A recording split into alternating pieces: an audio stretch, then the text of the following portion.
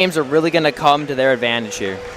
And they're bouncing off a game they lost to Franklin University out in Indiana. Struggled from the three-point line, 2 for 17. And you know what they say, there's not many games, especially there's not many streaks where you're often shooting bad from three every game. You'd imagine they have some sort of enlightenment here.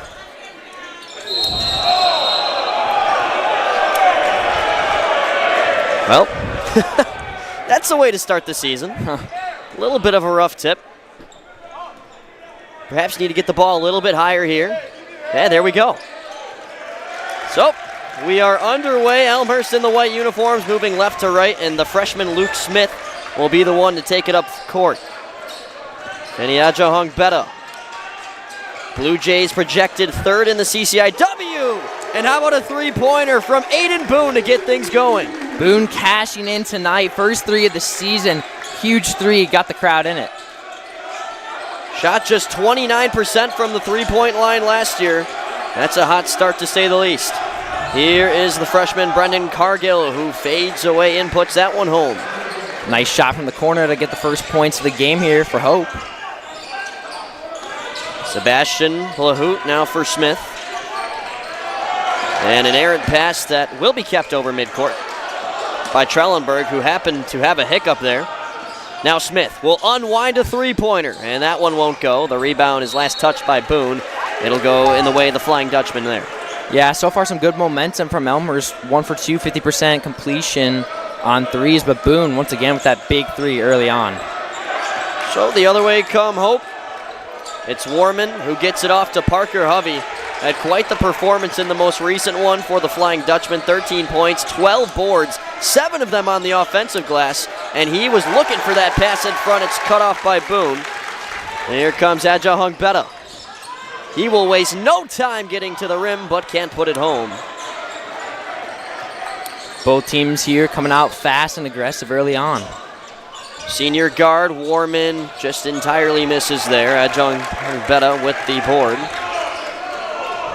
And now Boone, who's already got a three-pointer, drives, kicks it out to the wing for Trellenberg, who does not see that one go through. Yeah, missed three there, but it was those little things. Boone with a nice pump fake pass. So here's Hovey going to work on Aja Hungbeta, and that he will successfully. Hope's got their first lead of the game, 4-3.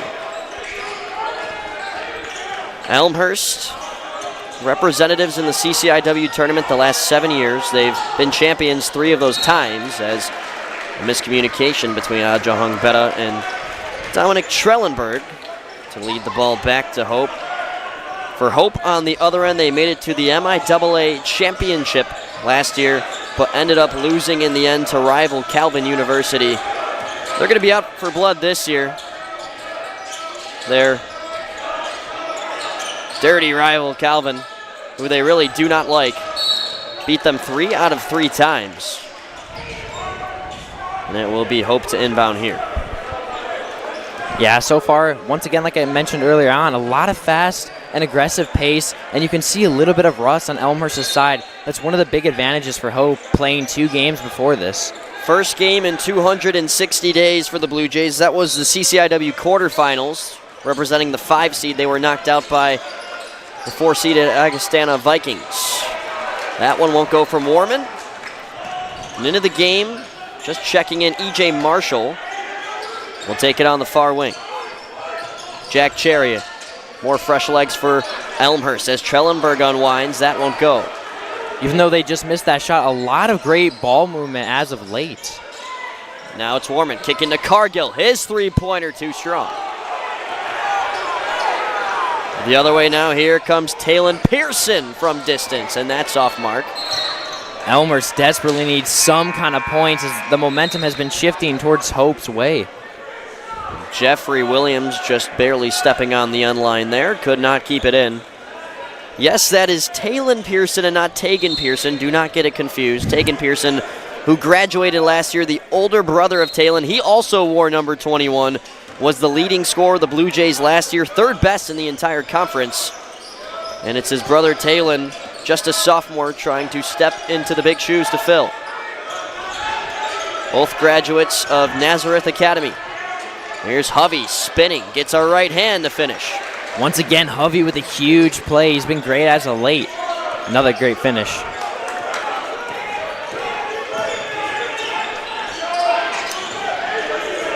Jack Cherry. Now Trellenberg. Pearson had some space, gave it back to Marshall, who stumbled, able to get it off to Trellenberg. Just outside the stripe, Trellenberg marches ahead. Huge point for the Blue Jays. As you see here, Cherry takes this one in, and they needed that. Nice cut by Cargill. He cannot finish, but he's got some backup from Kyle Blouch.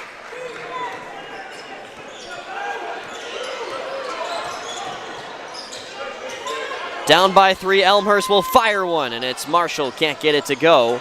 Tough rebound fought for by Blouch. It's last off him nonetheless. The sophomore from Boulder, Colorado. Williams with an effort to earn the ball back in the hands of the Blue Jays. And with that, looks like we have our first timeout called. 8-5, 15:48 to go here in the first half. Yes. Go ahead. Sorry. Yeah, so far it's been a very fast-paced, aggressive game, and they started off really hot with Boone making that electrifying three, but then they kind of slowed down as of recent. But at the end of the day, it's only a 3-point game here. Yeah, one of their last 7 as of recent for the Jays, who opened up with that quick three-pointer from Aiden Boone, but not much else since then. Yeah, and this whole perimeter defense has been absolutely outstanding tonight. I know they've already let up 5 points, but it's hard to get past them as they really block this three-point line. Their paint defense is a little less good, but still, overall, they have a very solid defense. First meeting between these two teams since 2007. That was actually in Orlando, Florida. How bizarre. Obviously, Hope is not from there. They're from Holland, Michigan. It was a neutral site game. The only time these two teams have ever met on a neutral site. And back here for the 8th time, Elmhurst leads the all-time series 4-3. And I'm sure we've got plenty of Hope fans tuning in. Really one of the best, if not the best fan base in the NCAA D3 level. They led the nation in home attendance for Division III men's basketball, women's basketball, and volleyball all last year. Wow, that is hard to do, especially across multiple sports and consistently. Absolutely. It was their 26th time leading attendance in men's basketball. Wow. 26. That is insane. So here's Talon Pearson, defended by Avery Sanchez. Pearson aggressively dribbling, spins away, puts one just right of the rim. Once again, this Hope defense really showing its true colors here. Sanchez, freshman from California, hits a cutting Mims, who lays it in. Hope first to double digits. That went one in, of course, but then the aggressive defense by Hope. Now Marshall. Kicks it out for Williams. Slightly contested three-pointer goes. Williams once again with the huge three. Got the crowd back in it, and he was wide open. Found a hole in this perimeter defense here. Sophomore from Lafayette cutting the Hope lead down to just 2 now. Cargill, his pass off target. And it's Dominic Trellenberg, the second leading scorer and the best returner for Elmhurst, that has a pass cut off by Cargill, but it will stay Blue Jay way. Yeah, this whole perimeter defense all game has been pretty solid, but then Williams just found an opening on the top of the key, and he cashed in, making that three. Cherry will take it off the inbound. Defended by Bishop. Swings it back for Blahu.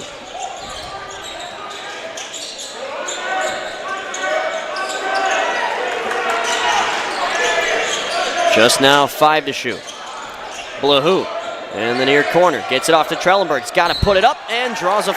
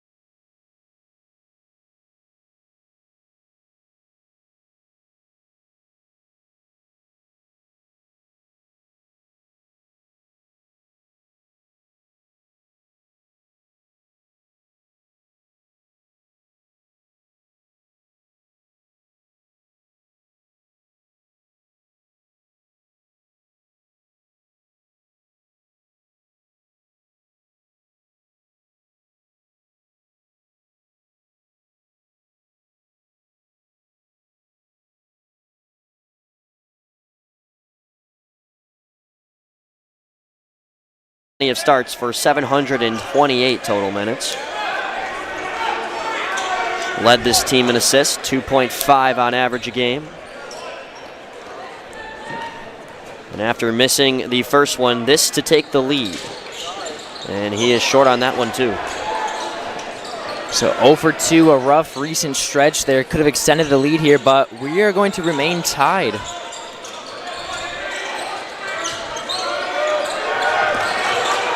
Select fakes the drop.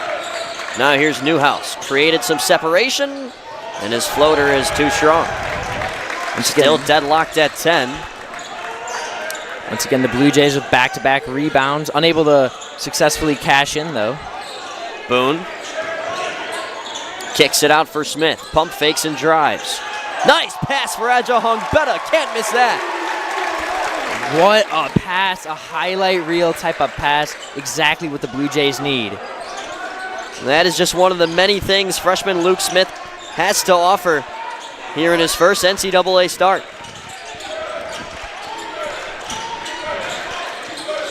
Newhouse. Boone is stuck to him like glue. Under 10 to shoot. Here's Cargill.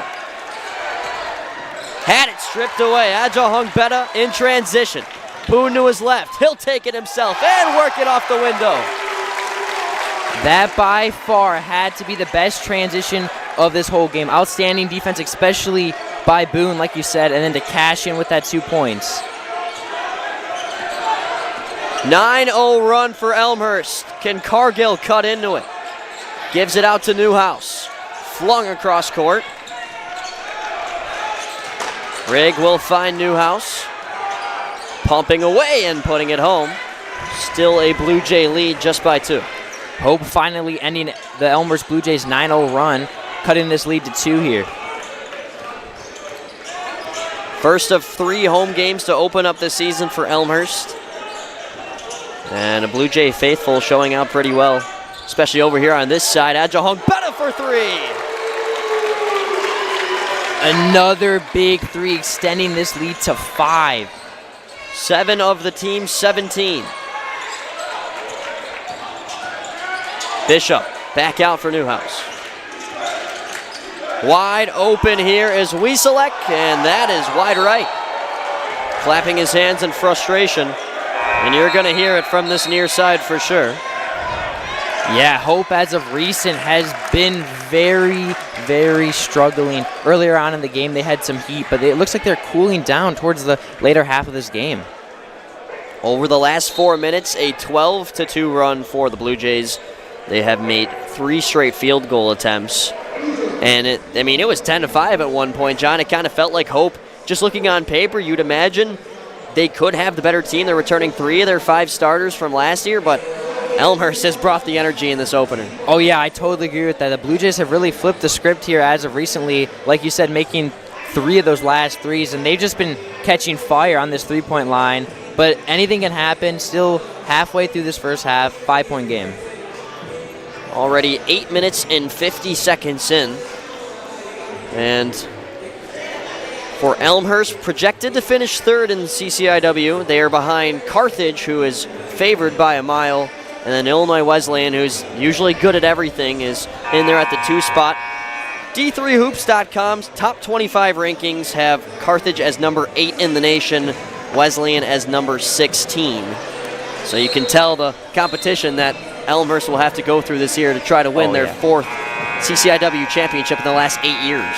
They definitely have a lot of tough competition, and those 2 teams have been consistently, of course I know they've been in the top 25 this year, but they've consistently been around the top 25, 30, and it's very hard to compete against those kind of teams.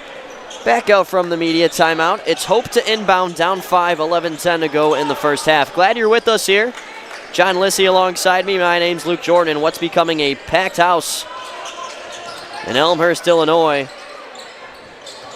Quite the student section we have to our left as it skipped over to Jared Rigg. His first appearance of the season. Played his high school basketball not far from here at Hersey. Nice move from Howell, who just misses.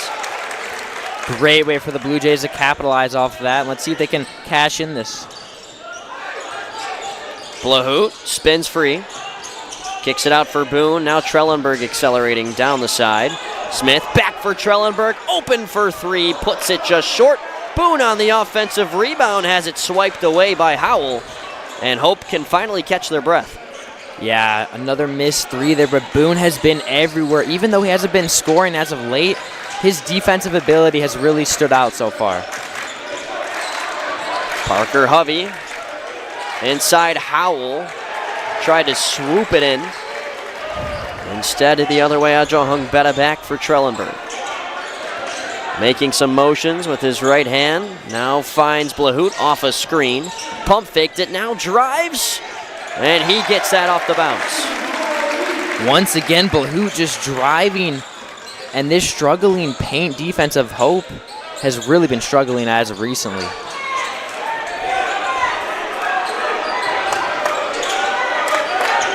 A Hope defense that allowed 45 bench points from Franklin last game. That's more than half. I think that either tells you Hope just had a rough time defending people they did not scout as well, or just goes to show how deep that Franklin bench is. As it moved them to 1-1 on the season. Nice separation from Hovey. Defensive rebound, Trellenberg. Hope has been stuck at 12 points for a while, missing their last couple points here, and this Blue Jays defense has really stepped up, especially in the paint here. Pops off the hands of Trellenberg, now Blahout. Shake and bake. Dominic Trellenberg gets it out for Sebastian Blahout, who nails the three-pointer. Timeout Hope with 8:50 to go. The Jays in front by 7. Now a 14-2 run over the last 6 minutes and 11 seconds. Yeah, an absolutely massive three there. Got the crowd in it. Everyone's hyped up. And a much-needed timeout if you're Hope, because you're down 10. You've been stuck at 12 points for a while. And, of course, like you mentioned earlier, the 14-2 run, they have had nothing going for them. They really just need to take a little break here and just regroup. And pardon me on that, a 17-2 run over the last 6-11. I Even jumped better. the gun, yeah. They happened to update it just a tad late. That's on me. Yeah, but as of recently, these teams have really been battling. And like you mentioned earlier, all-time season series 4-3. So Hope trying to get the last laugh and tie up the season series and make it even at 4. Greg Mitchell in his 12th season with Hope College uses his first time out here. Just 2 games back, earned his 200th career win with that opening W versus Anderson. I'm sure he'll get quite the honoring when they go back to Holland, Michigan. They have not played a home game yet, but after this they'll host 2 CCIW opponents actually, with Wheaton traveling up there on Saturday, and then a 2-week hiatus before the North Central Cardinals, not too far from Naperville. That's always a tough team to play. Oh yeah.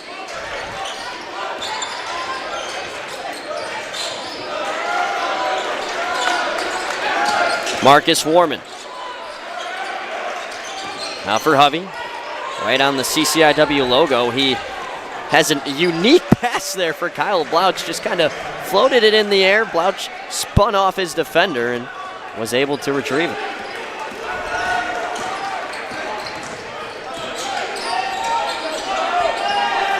Trellenberg takes it top of the key. Contested three-pointer, rims out. Bouncing all over. It is in the way of the Flying Dutchman. The ball down 8 here.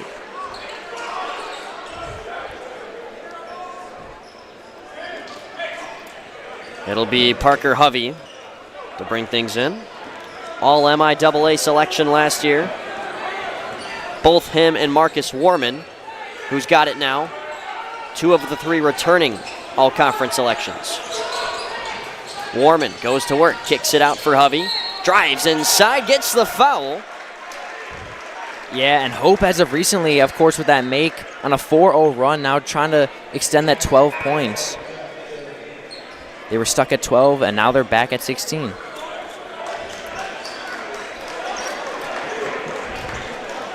With that here, another media timeout. It'll be interesting to see how Hope does at the stripe this season. They were one of the worst free throw shooting teams in the nation, 67.6%. And so far this season, I know it's a small sample, but entering this game, 76.9% this year. And mind you, they did not graduate that much talent. Compared to some teams, I mean, that is clearly just something that Greg Mitchell and company have planned to work on in the offseason, and it's worked up to this point so far. Oh, yeah, you definitely need to work on that, especially late game stretches. It definitely can cost you the game sometimes, making and missing some of those free throws, those late one-score games, and it's just those simple things that make some teams great and some other teams not. 22-16, Elmhurst leads Hope in their opening game this season. They were 6-5 at home last year, and they won their first 3 home games, trying to do more of the same here. They open up, of course, here with the Flying Dutchman after that.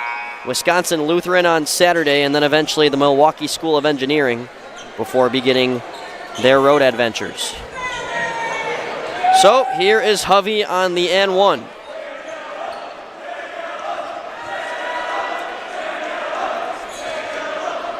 %60 from the stripe so far this season.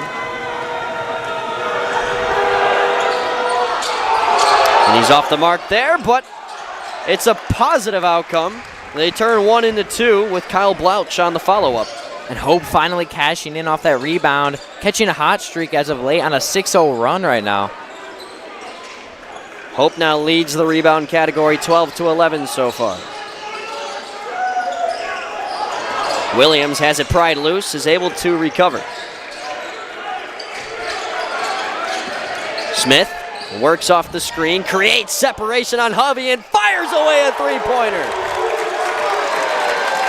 Huge play once again from the freshman Smith. I mean, that separation, best separation I've seen all game, and then to hit it up and follow it up with the 3, even better. One of the best plays I've seen all game, and definitely the best play I've seen from him tonight. Boy, is Luke Smith going to be a treat to watch at Elmhurst for the next 4 years. The only freshman starting, you see why now. Mims on the drive, can't get that to go. The other way with numbers, it is Cherry going straight to the rim. Now 7 of their last 9 on field goal attempts. Warman will slow things down and pop one away. That toilet bowl's out. Mims looked to have potentially kept it in, but they said he stepped on the end line while doing so.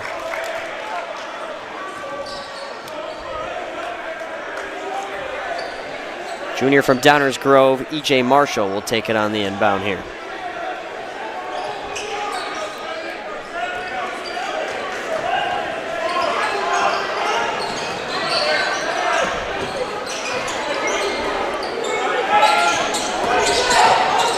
Smith, the Addison Trail graduate, pops away, can't get that one to go. Good effort to keep it in, but it ends up in the hands of Sam Carlson. Now Warm behind the back dribble, bounces one inside, Blouch just missing. And that's one thing Hope has really been struggling as of recently, these offensive rebounds. Nice bounce pass for Boone, and he's blocked at the rim, but draws the foul. Looks like he was calling for a goaltend. Yeah, great awareness there by Boone. He knew right away that was a foul, and he's been great all night. 20th career start. The junior from Libertyville High School will take his first free throws of the game.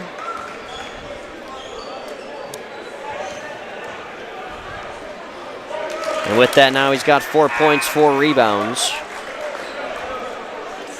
Elmhurst up by double digits. Yeah, that made through throw that you said earlier on was his first point since that early made 3 early on in the game. 64% from the stripe last year. And he's 50 so far to start the season, going 1 for 2 there. They do get a foul on Smith right as the ball came down. Foul number 2 for the freshman.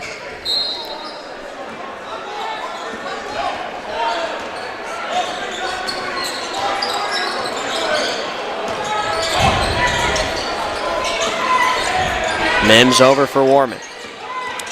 driving in a sea of white. Could not put it home. And once again, this Hope team really struggling to pick up those offensive rebounds, something they really need.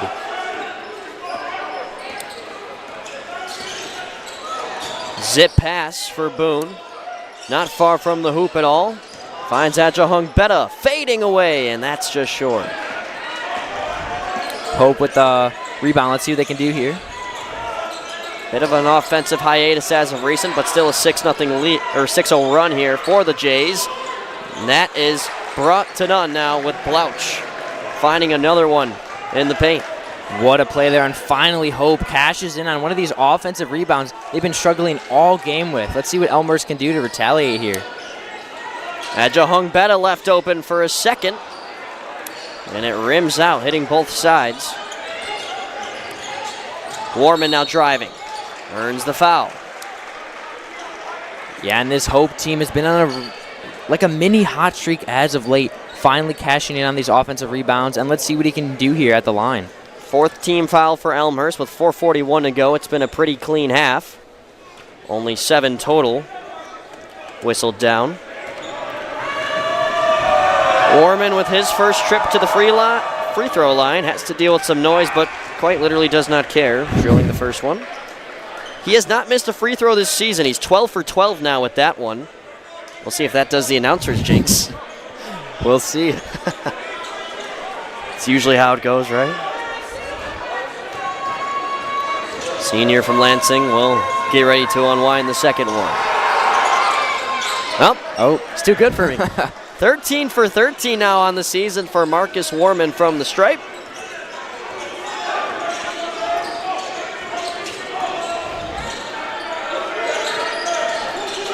And here's Blahu.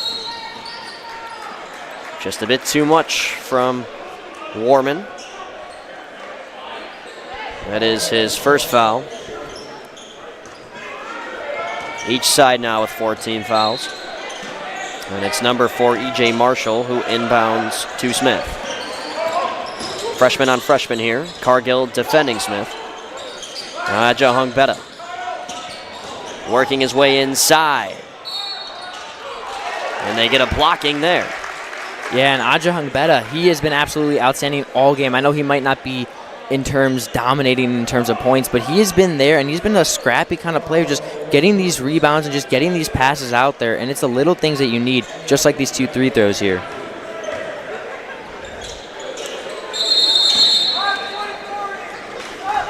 Officials going to talk things over real quick. Looks like they took a timeout, and they'll potentially shoot those 3 throws after this timeout. Yeah, they either had a timeout called, which I did not see any motion. I think it might have been just the officials forgot it's past the timestamp for the media timeout, I believe. And that will be the last media timeout we have here in the first half. You know, we were talking about this before the game. It's so bizarre. You have NCAA men's basketball, 2 20-minute halves, NCAA women's basketball, 4 10-minute quarters. And I think all of us up here were a little bit stumped because, you know, obviously it's there. We know it. But why, right? Yeah, it's a really interesting concept. You know, I mean, obviously it's the same amount of time, of course, but I wonder what makes the difference between, you know, the 4 10-minute quarters and the 2 20-minute halves. It's an interesting concept. 28-22 here. 4:16 to go in the first half. John Lissy alongside myself, Luke Jordan. Appreciate all of our staff helping out at Suncom TV as well. And Elmhurst, a program, 5 NCAA tournaments in the last 10 years. Of course, you can't forget the 2022 run where they went all the way to the national championship. And there's a bright energy so far here in R.A. Faginal Hall. Yeah, the crowd playing the role of the 6th man here. First game really showing out, getting that vibe and that environment, really helping this team out.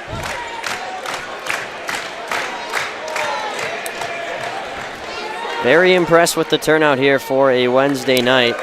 You know, the camera doesn't catch much of it over here, but you look down below us and there's just a sea of students. Oh yeah, the camera catches mainly the away side, but below us it's very packed, almost like 95% capacity on the left side.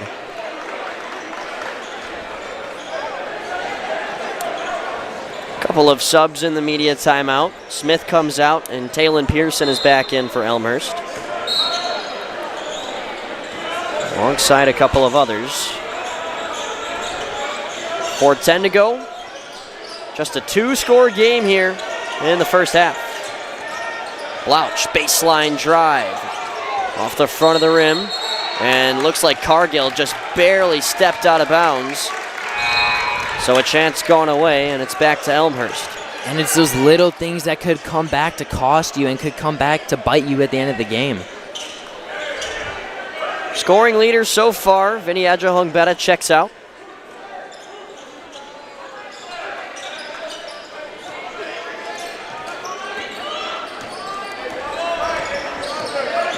No field goals made in the last 3 minutes for the Blue Jays. Hope 1 for their last 7. It's one of those just droughts you simply get in a basketball game. Good cutoff by Blouch, takes it away. Cargill off for Sanchez. And it's Warman driving. Marshall will be whistled for the foul. Yeah, so once again, another foul here in this game. But one thing I like to mention, it's been a very streaky game, especially as of late. Of course, the score is only a 6-point game, but these teams have been going on streaks, like you mentioned, the Elmhurst 17-3 run and then the recent Hope run. Well, I guess there was one more media timeout. This seems to be the last one here with 3:32 to go. Unless they just do another one in spite of what we're saying up here. But Elmhurst already at 6 team fouls now. That is 1 away from the single bonus, resulting in a 1-and-1. Yeah, they've been honestly pretty foul heavy early on in this first half. Like you mentioned, 16 already, almost going to get to 17. But one thing they got to do, especially in a close game, if it's still a close game in the second half, they really need to lay off on these fouls here. Elmhurst 2 for 5 at the field goal range. So 40% so far. With a little bit of time left to go here in this first half. Leading scorers from both sides so far. Vinny Adjahong-Betta's got 7 for the Jays. Kyle Blouch has 8 for Hope. He's also got 7 rebounds already, which is a big number. Of course, you can't forget Parker Hovey and his double-double last game. 13 points, 12 boards for Hope. And you always know for Hope this season it's going to be Blouch or Hovey cleaning up that loose change in front. Blouch so far only 8 total rebounds through those first 2 games. And he'll take one here. Back his way inside for another 2. He's got 10. And here we go, Hope chipping away at the lead. Only a 4-point lead here for Elmhurst. 6-0 run the other way as of recent. Aiden Boone trying to break that, and he does. Boone with another massive 3, his second of the night. Wow. Warman sees space. Given too much on the outside lane. Nice little cutback play there.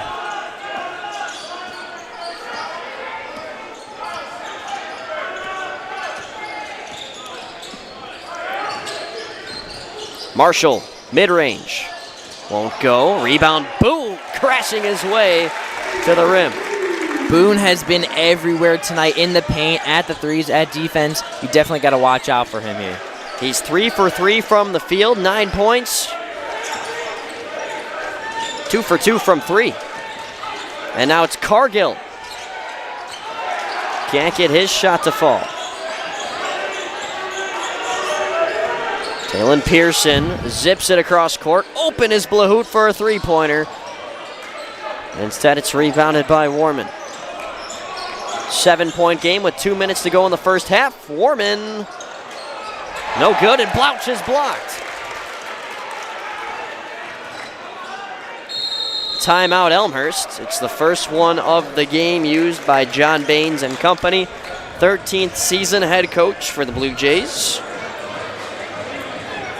Played college basketball back at Illinois Wesleyan in the 90s, so he's very familiar with the teams in this conference. Yeah, he's definitely familiar, like you were saying. I mean, a lot of coaches nowadays, especially in the past 5-10 years, are coming from former players, and it's really great because they get that former experience and that like insider knowledge. So with a coach like this and a team like this, anything can happen here. John Chang, the associate head coach, actually grew up in Elmhurst, Illinois, and he played his college hoops over at Denison. He's been at least an assistant coach here since 2020. So, of course, him and Baines were a part of that 2022 run. Yeah, that was a spectacular 2022 run. They went insane that year. Simply incredible. It's the only time the school has ever made it to the Final Four, and they want to step beyond that to the national championship game just 3 years ago. Smith for Blahu. Now Trellenberg with 10 to shoot. Bounces it just beyond Oliver Adams. First time he's been on the floor. 6'9", 255 freshman from New Haven, Indiana, making his debut. It was not long-lived, but I'm sure we'll see him back at some point. He checks out now for Jeffrey Williams. Yeah, he's a really big guy. Definitely someone to watch out for, especially in the paint in late scenarios in the game. Well, I think they're just trying to use him as a size factor, even though the rebounds have been even at 19 up to this point, but as of recent, it's been a lot of hope on the glass. And how about from beyond the arc? A three-pointer from Brendan Cargill. Huge three, and the pump fake even better, allowing him to get some time there, and it cashes in.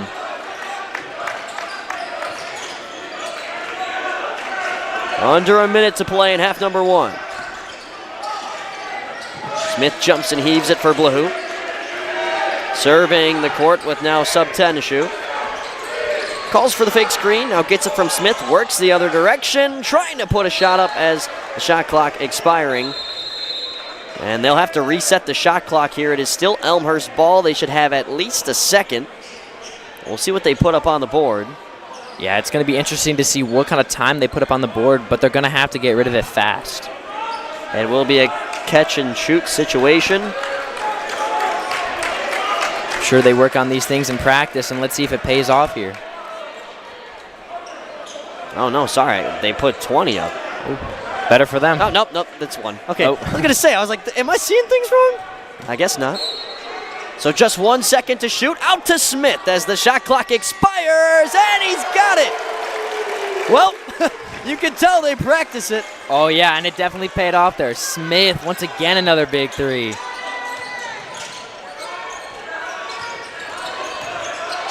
Javi, a smooth criminal. No finish, though. Might have been fouled. Shot clock off. And perhaps one last try here for the Blue Jays to extend the lead. Up by 7 with under 10 to go. Luke Smith, who's had an electric first half, gets it out for Trellenberg with 3 to go, puts up the 3 and buries it. What a finish for Elmhurst here in the first half. They trot to the locker room up by 10. Wow, a massive run as of late, and like you said, Trellenberg getting all the momentum, getting the crowd in it, exactly how you need to end the first half here. So it's 15 minutes here at halftime. We do have some festivities going around, so you should still check in, be here on CCIW Network. And most importantly, Elmhurst University is having their women's track and field ring ceremony. They won the CCIW in both the indoor and outdoor track and field championships. So we're going to see that ceremony at half, but for now, John, any final words before we send it off for the time being? I mean, altogether a great first half performance, but one thing I want to bring out in particular is Boone. He's been outstanding all tonight. Of course, he's got the size advantage, but he's been everywhere. Defense, paint, threes, definitely someone to watch out for, especially in the late scenario in the second half. 39-29, Blue Jays lead by 10. We'll be back here on Suncom TV.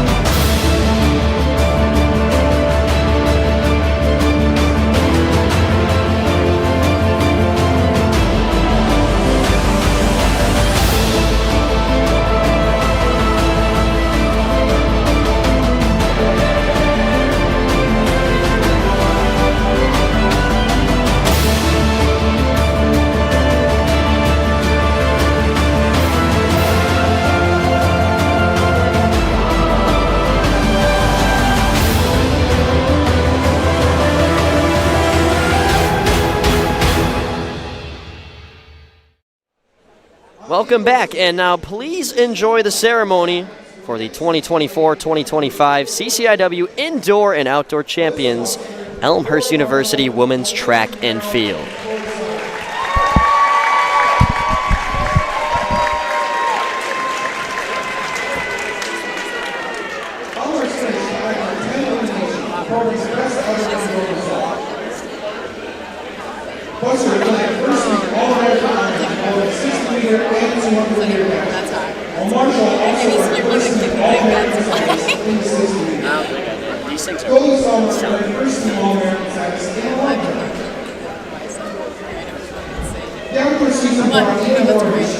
These things are I had a degree in and then I get this today. I was like, that's so The 4x100 meter relay, Jana Warren Marshall, Anna Schwartz, Melissa Buster, race to the runner-up finish, first team All-American honors.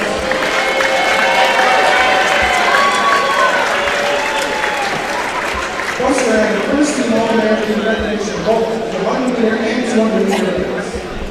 Paulina Tiero earned the first team All-American honors in the long jump, and Chloe Salmer earned the second team All-American honors in the single event.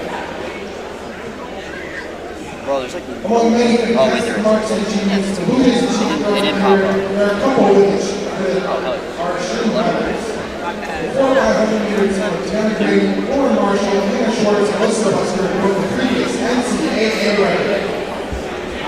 Also, Paulina Tinero broke the CCIW championship record in the long jump. Track and celebrate this incredible feat of the championship. Milestones and their lasting impact on the Elmhurst University athletics. And now, please join us in recognizing our All-Americans and national qualifiers. First, Alyssa Buster. Lauren Marshall. Paulina Tiero. Chloe Salmer, Tiana Green, and Hannah Schwartz.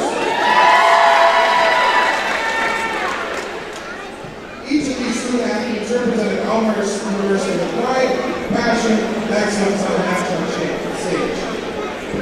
Let's give one final round of applause for 2024-2025 CCIW Indoor and Outdoor Champion Elmhurst University Women's Track and Field Team.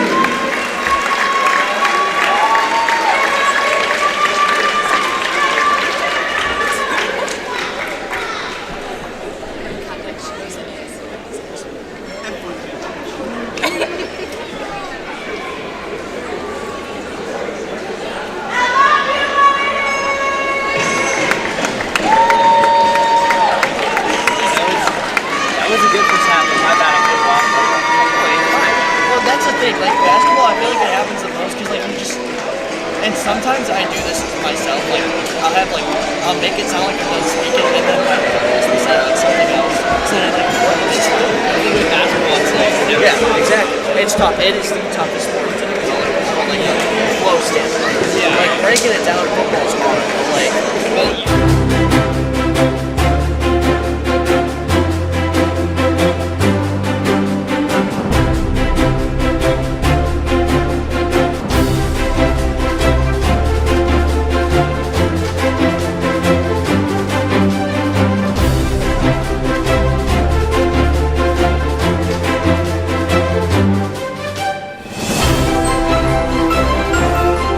Welcome to Elmhurst University's 154th commencement celebration. Let us pray that merciful Lord, who began this good work in you, enabling you to use your talents to the fullest. Graduates, welcome to Commencement Day in this beautiful, comfortable, weatherproof theater, which for today will be Elmhurst University Northeast. Thank you, Scott, for your joyful, heartfelt, welcome leadership and care for the university community. You will be greatly missed, but we wish you all the best in your next adventure. Robert Jans has served his community and his country with distinction and has been an outstanding supporter of this university and its students. So my message is, with all these extra years and with your willingness to reach and grow professionally, you each have an outstanding chance of matching and or surpassing my generation achievements. Judy Morley has served to inspire others through her lifetime of leadership and contributions to the world of business and philanthropy. To each and every one of you, I want to wish you Godspeed on the journey ahead of you. Go get them, grads.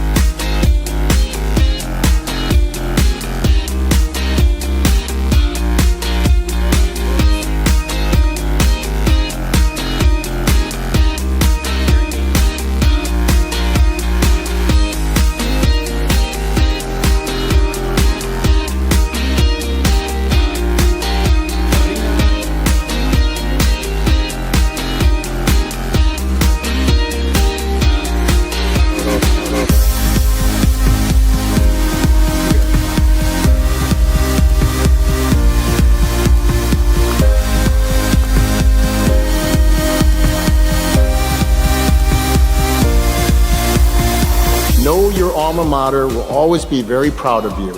Now go forth and do well. The world now is too dangerous for anything but truth, and too small for anything but love. Therefore, go into the world with the grace that you have, the strength of this beloved university. Let's go, you guys, come on. Woo!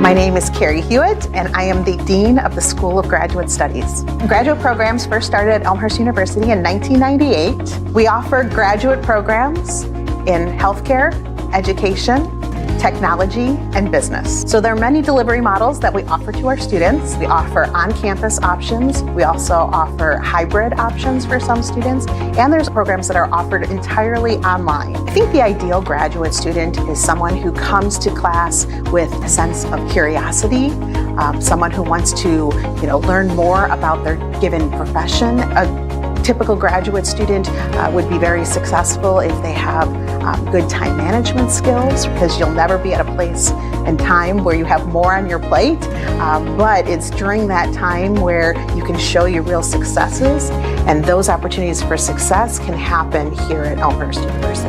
So I think the support systems that Elmhurst provides start on day one. When somebody applies to a program, they're going to meet a very warm and welcoming staff. We're going to help them complete their application. Then once a student is here, they meet their program director and their faculty and their cohort and their other peers within the program, and all of those individuals become your support system. We want to provide a shared learning model where we're looking for ways to interact with one another to kind of experience the learning journey. Each individual professor has their own experiences, and that knowledge that they draw from their applied work experiences really impact not only the content that they're providing in the classroom, but also the discussions and conversations that happen in the classroom as well. Many of our programs are in a cohort model, and so the cohort model of being outside the classroom and having conversations and discussions sometimes solidify even something that maybe didn't make as much sense in the classroom. So I think those outside of classroom experiences and conversations with your peers, with your classmates, with your cohort are really critical. And so those relationships that you start to form while you're in graduate school actually transcend into your career and throughout your entire life. We're lifelong learners, and we want to continue always learning. And so investing in yourself now will pay off dividends in the future, whether that be with a promotion, whether that be with changing career paths. There's a lot of ways that an advanced degree is not only a way to invest in yourself, but a way to invest in the opportunities that lie ahead for you in your future.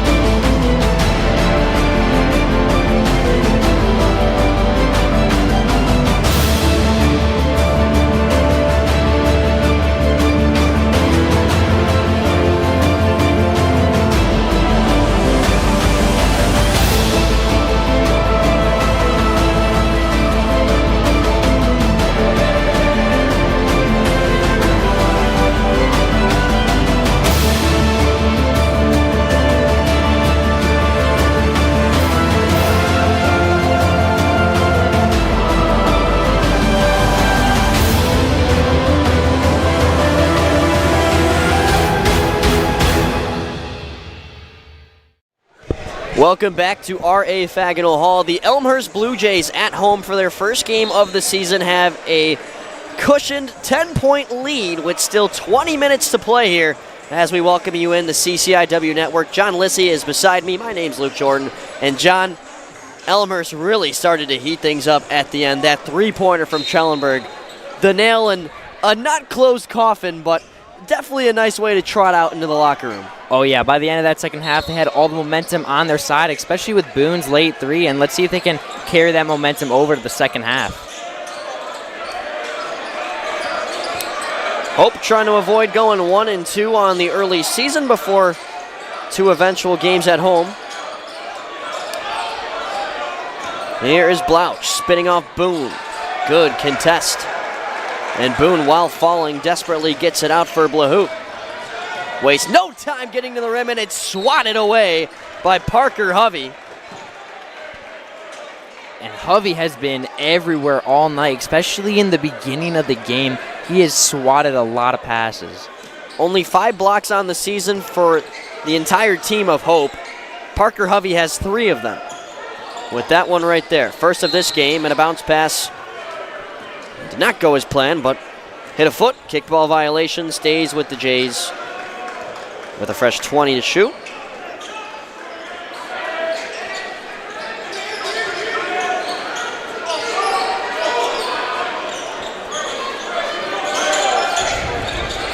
Blue Jays 50% from three-point in the first half, and Boone gets us started in the second. Boone again cashes in at 3. Wow, he's been outstanding all night, carrying over his success from the first half. He is now 3 for 3 from 3. And this whistle going the other way. And Boone not only successful on offense, but on defense, he's been there trapping everyone, even with a couple passes, and he's just been everywhere tonight.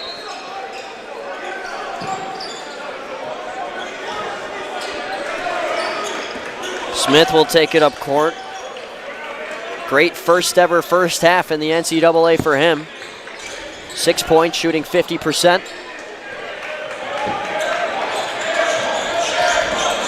Smith with also 2 helpers as well. Hovey gets it out to Cargill. And he will drive, left-handed in. Even with almost no separation, Hope finally gets it in and sneaks it there. first points there of the second half for Hope. Brendan Cargill will be a gem for Hope for years to come. In his first game against Anderson, 29 points in 29 minutes. And 40 total through 2 games for an average of 20 per so far. Entering this one, Blue draws the foul and will head to the free throw line.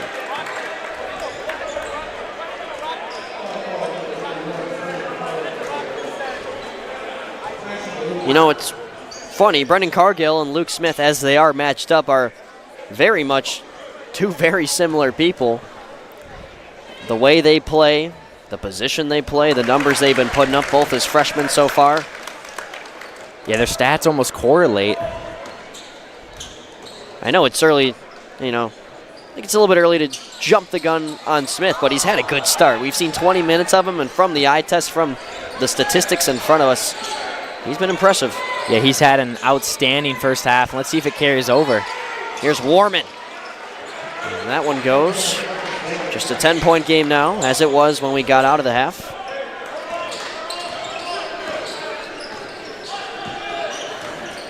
Ajahong Betta draws the double. Now flings it across. Boone leaves it behind for Blahu. Bounce pass out of reach.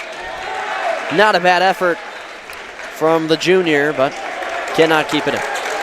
Yeah, and Boone doing everything he can to try to keep it in, and that's been his mentality all game long, especially with this aggressiveness here.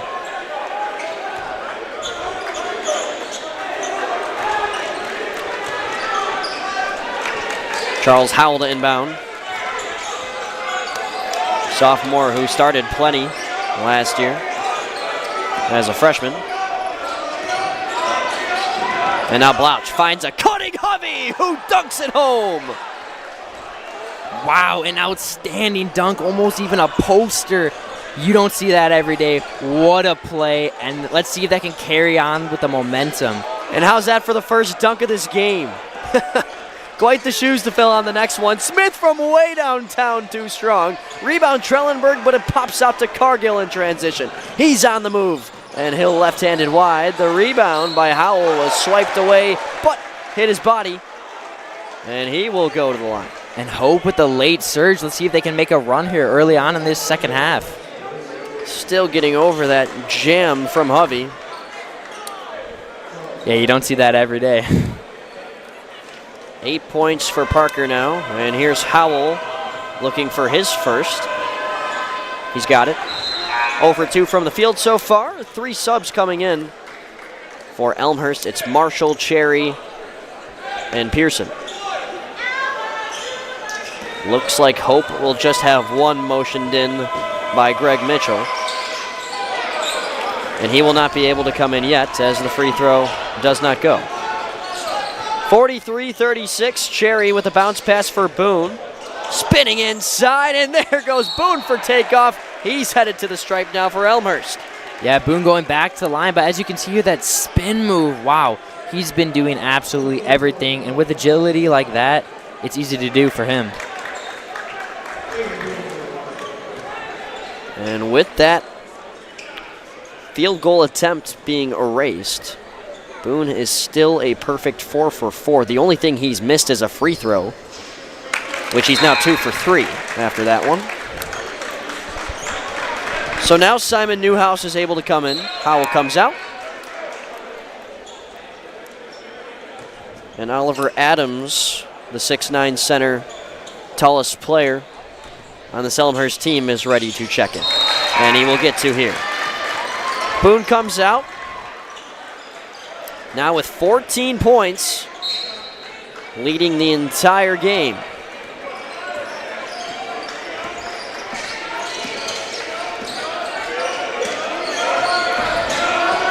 Parker Hovey coming off that electric dunk.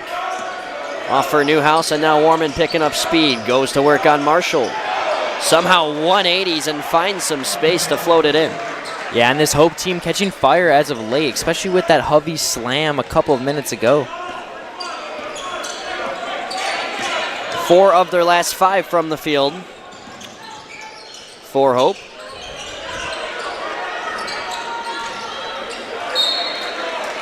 Poked away, but last off of Hovey.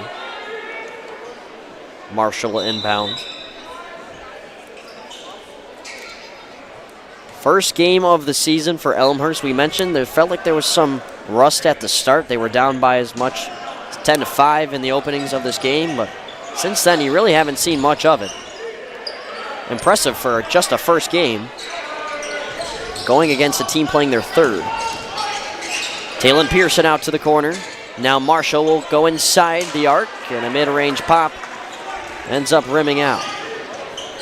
The other way, Cargill works down the baseline. Just a 5-point game, 45-40. Hope catching fire, chipping away at this. Like you said, only a 5-point game here with 15:30 to go.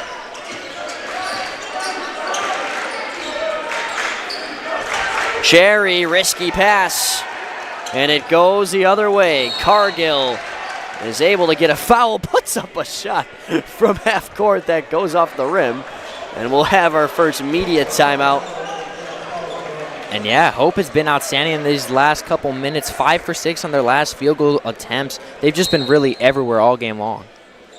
Nothing from the field from Elmhurst, just the Boone free throws over the last 3 minutes and 50 seconds. And that screams trouble coming out of the half. What was a good start out of the half? You need that when you're up 10. And then, surprisingly, after that, it's been the cold streak for now. Yeah, it's honestly been a little bit of the opposite of the first half. They came out cold and they started off hot, and in the second half they started off hot and they came out cold. And then just one thing I'd like to mention, both teams exactly 50-50 in the three, so a little bit above average here, but especially Boone catching fire, just going crazy on these three-pointers. Yeah, and Smith, the freshman, first game so far for him, and he's been electrifying. He's been everywhere all night, and I could definitely see him making a couple crazy shots here and there. And for Hope, it's kind of almost like they're kind of hesitant to put up the three-pointers. They've only attempted 2. Yeah. They made 1, so they're 50%. 30 of their 40 points are in the paint. But you'd have to wonder, that might have a bit of an impact on that recent game where they shot 2 for 17. Yeah. Outside the arc. Of course, when you go 2 for 17 in a game, you're going to stray away from shooting three-pointers, and that could definitely affect like the lasting legacy of these next couple games. Elmhurst, meanwhile, has been very good from 3 today. 9 for 18, just about a coin flip. Or actually, quite literally is a coin flip every time they put up a ball from beyond the arc. Here goes Hovey. Got a mismatch on Marshall. Instead flips it out to the far corner, and a reach-in foul. Elmhurst up to 3 team fouls, same with Hope. Here in the second half. 2 subs from each side. This is going to be a big possession here. Definitely watch out for Hovey, especially around the paint.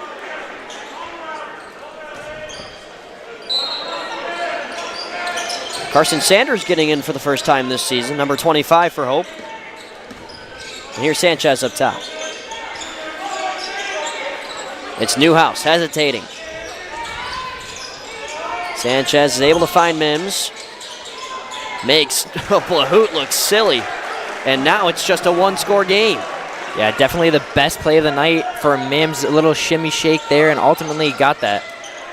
Space given to Pearson until the end. Well contested by Hovey going the other way. Flips it out for Sanchez, too strong. Then eventually off the feet of Sanchez. And taken back in by Elmhurst. And like you mentioned many times before, this Hope team is really straying away from three-pointers.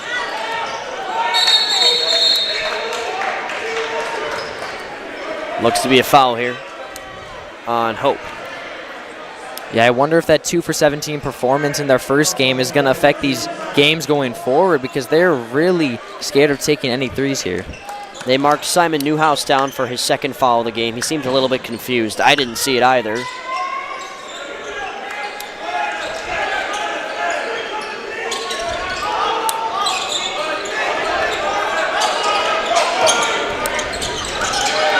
Marshall fraying away from Hovey, but his shot well strong off the window. Boone can't get one up. Good defense as of late from Hope on a 6-0 run as we speak. Ball pops loose, finds Hovey. Finds a cutting Sanchez just beyond him. They're saying it hit nothing on the way. Elmhurst ball. Yeah, and even though this Hope team is on a great 6-0 run, the momentum is slowly straying away from them here. And it's John Baines desperate to make substitutions. Elmhurst 0 for their last 5 from the field. Hope 6 for their last 8. Yeah, definitely a tale of two sides here.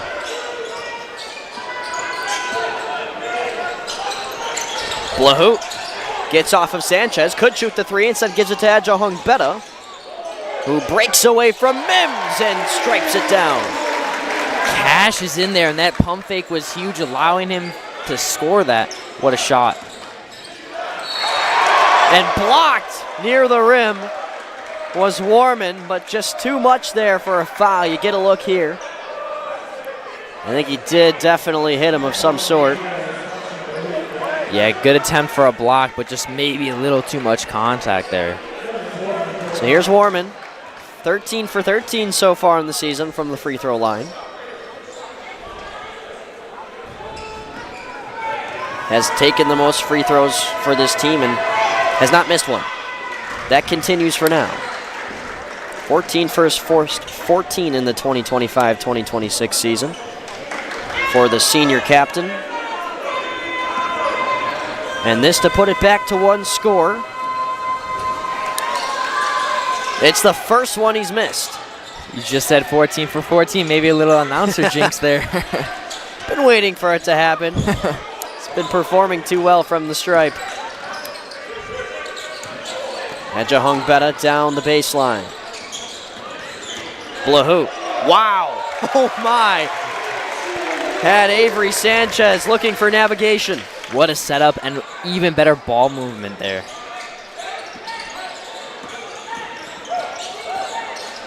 It's Mims now. He'll put it in.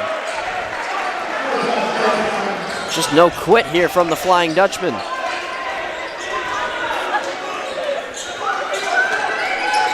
Last lead for Hope was with 14 minutes left in the first half. It's been all Blue Jays since then, but they are just inching closer and closer. Blocking foul on Avery Sanchez there for his first.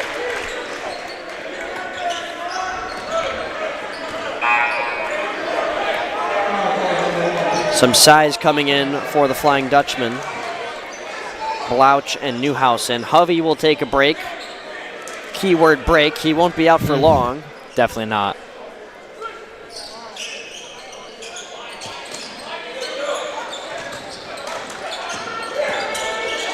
Smith in a stranglehold. Jump ball. The first jump ball we've had.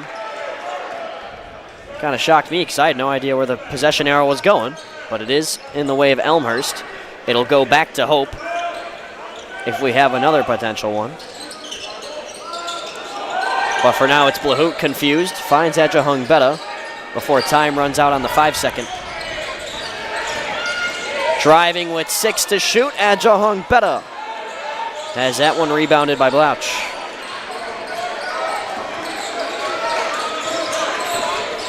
It's Mims now. Just a 4-point game. Newhouse defended by Trellenberg. Bounces it inside. Mims backs in, short on the opportunity. Adjahung Beta and a fast break for Blahout, who lays it in. Nice little cash in there, but one thing I like to mention, definitely this Hope team is just coming a little too predictable, only with 2 3-pointers on the night in terms of attempts. So they've been really predictable, and this Elmhurst team has just been stacking the paint. And Warman, a rare mistake. We'll go to media timeout. Elmhurst will get the ball back up 6 here. When it comes to team timeouts, each side still with 3. Yeah, and those 3 timeouts, like you said, for each team are definitely going to factor on late in the game. But that first performance, like I've said many times, going 2 for 17, they have just not put up straightforward almost any 3 attempts here. So it's almost getting a little too predictable. So I like how the Elmhurst team is capitalizing off of that and with the 6-point lead here.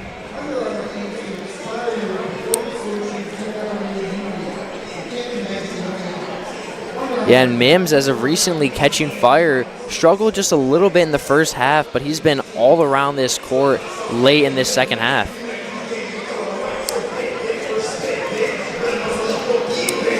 After that one from Blahoud, it's 7 points on the fast break for Elmhurst today. Haven't really seen a lot of fast break opportunities for either side. Yeah, and both teams exactly tied in terms of three-point percentage, both at 50%, and then field goal percentage, just almost any shot, tied as well at 44. Yeah, it's funny because the shooting numbers are great, but the free throw numbers are not. Hope is 4 for 7, 57.1, and Elmhurst is 6 for 10. Do the simple math, 60%. Good math there. Usually you got a pretty good correlation between shooting and free throw percentages. Not today. I mean, the three-point percentages are not far off from apexing over the free throw percentages. Oh, yeah. You rarely see that, especially early on in the season. One of the many things to love about basketball, you just never know about anything. Boone fakes the three. Numbers now down in the paint, and Boone with the spin move and finish. What a setup, as you see Boone at the top of the key with the pump fake and the spin. He's been everywhere tonight. And Carlson cut. Cargill did not realize. It's a turnover for Hope. Just their 10th of the game. 8-point game here, but Elmhurst with all the momentum and possession of the ball here. 10 turnovers, but Elmhurst with only 8 points off those turnovers. Adja Hung Betta. Couldn't find Trellenberg. It's cut off by Newhouse. Junior from Grand Rapids gets it ahead. Cargill could not get there in time. Once again, just a couple of these little breaks, just not getting it in time. Now there's going to be a discussion from the ref here. Oh, wow. So they initially ruled it Elmhurst ball, and as you can tell from the audience, it is no longer Elmhurst ball.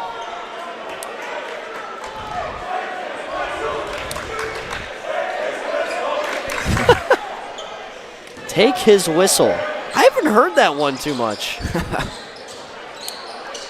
Hey, that's what you get when you get a college crowd. Hovey double teamed.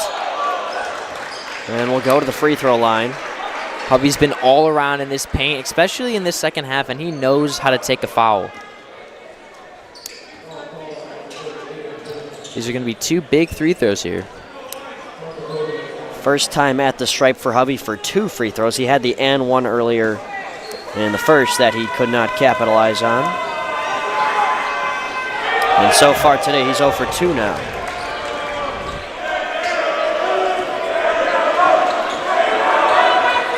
.6'5", 215, junior from Shelby, Michigan, fires away. He's 0 for 3 now. 0 for 3, that could come back to haunt them later on in this game. And with that missed free throw, Hope now has a better three-point shooting percentage than free throw percentage. Then again, they've only made 1 3. They've only shot 2, but still an insane stat if you're just looking at it from the book. Warming off to the races. Nice little fast break there and picks up that bucket.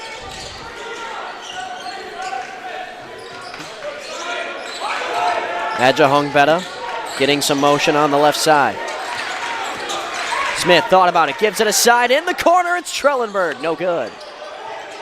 Good offensive rebound by Aiden Boone. Perhaps something wrong with the shot clock here? Yep, they reset it to 17 instead of 9. Hit the rim there on the shot, that is why.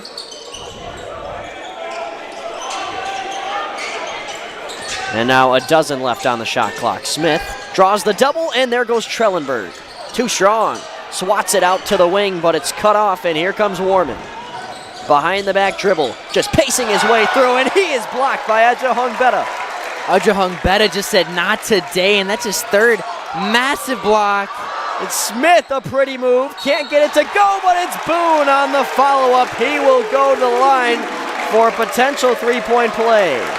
Wow, Unjahung Betta setting up this play with the massive block, and then Boone cashing in with the possible and one, and it's got this crowd in it. Got the oohs and ahs from the Luke Smith. Nice move to get in front. And they got the Yaz from Aiden Boone there to pick up the loose change. Could make this a 9-point game with a successful free throw here. 3 for 4 so far today.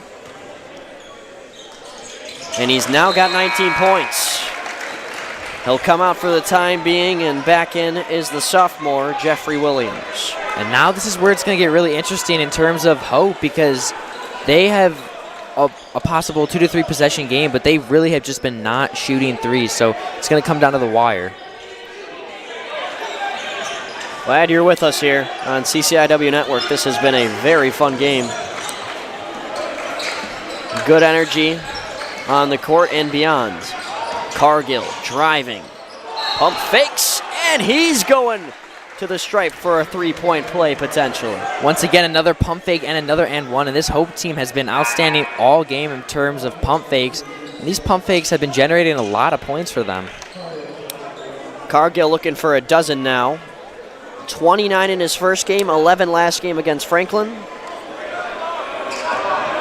And with that play, he's got double digits in every game so far in his early career as a freshman. 2 possession game here, but this Hope team is barely shooting any threes. They have popped just 2 all game. Unjahung Betta out for Smith. Perimeter movement with 12 to shoot. Marshall backing in. Double slide. Smith open for just a second. One last move to Pearson in the corner. Off the back of the rim. Rebound on the offensive end by Unjahung Betta out for Smith. He'll dance inside, take it himself, and might have gotten the fingertips of Hovey. Foul on the offensive end for Elmhurst.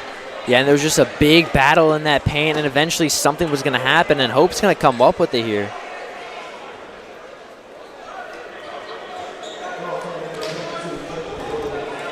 So a 2 possession game late in the game with 8:37 to go here. So now begins the 1-and-1s with Elmhurst having 7 fouls. And they will trust in Marcus Warman, who missed his first free throw today on the season. This is his second, so there will be no second free throw. 1-and-1s for fouls 7, 8, and 9, and then 10 plus is a guaranteed 2 at the stripe, for those of you new.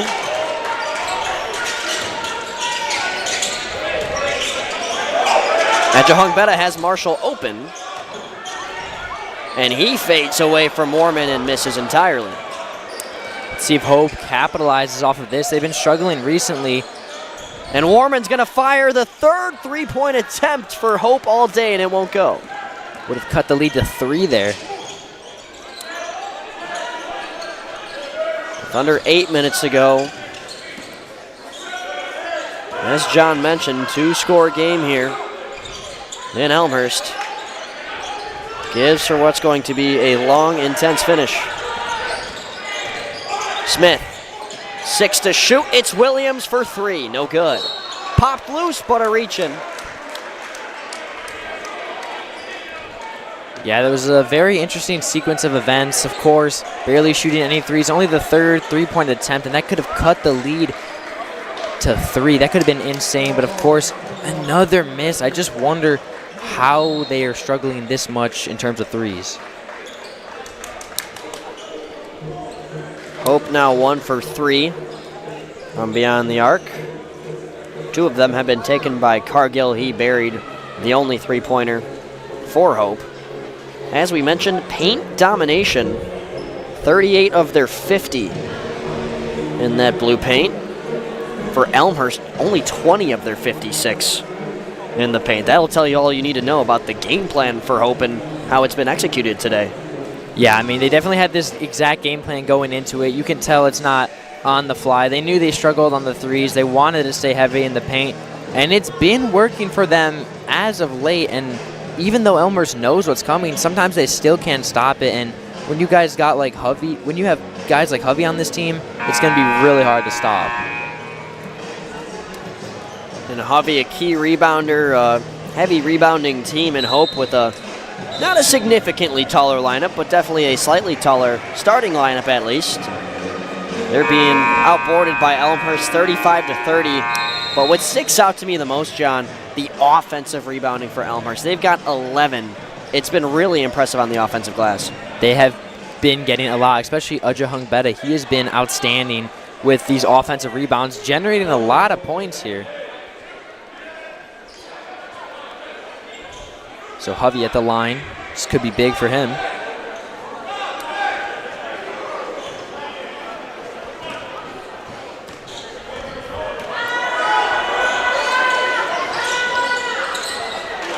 Seemed like that 1-and-1 was gone for just a moment. Reminded me a little bit of that 2019 Kawhi shot there. And he will get a second opportunity. And he makes 2 huge free throws. 4-point game. It's going to be close here. Still 2 possessions, though.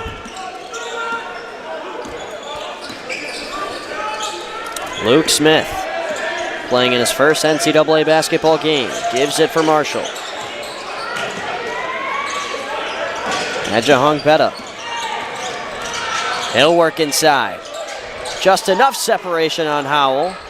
Shot won't go. It's swatted right out to Warman, and a 3-on-2. Over to Hovey on his way. He is blocked by Boone, but way too aggressively.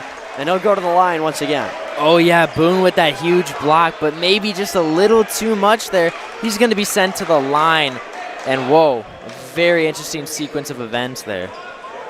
Now, Boone doesn't think so, but I thought it was clean up until he kind of followed through with his hands, brought his hands down, kind of perpendicular with his body, and that's where I was like, oh, he definitely hit him there. So. Yeah, it was that follow-through that really signified it there. Hovey has made 3 straight free throws. He's now 3 for 6 in this game. First time it's been a 1-possession game in a while.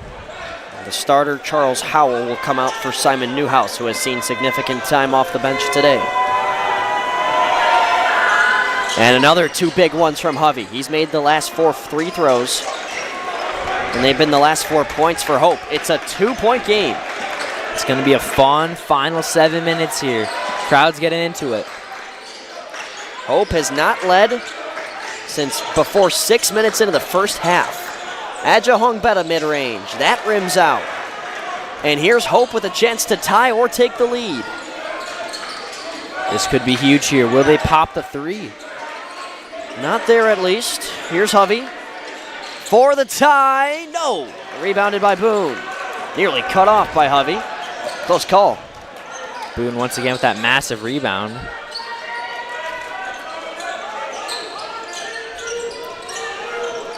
Elmhurst, 1 of their last 10 from the field. Smith gives it away. It's Warman on the collection. Out to the corner for Mims. A 3-pointer to take the lead. Won't go. Yeah, Smith has been outstanding all night, but that is the last thing you need. Such a close game, just turning over the ball. Not what you need there.